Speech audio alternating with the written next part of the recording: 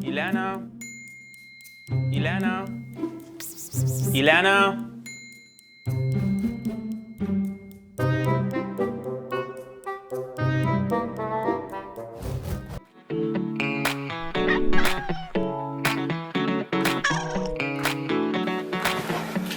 Deci dacă aș avea aspiratorul ăsta Dyson, cred că aș avea casa plină, dar plină de pisici.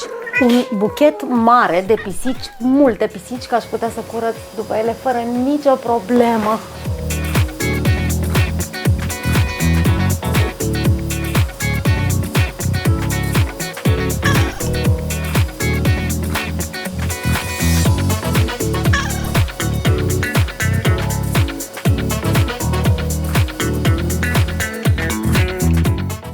La Vivo poți câștiga premii extravagante de la Dyson și o sesiune de shopping de 10.000 de lei.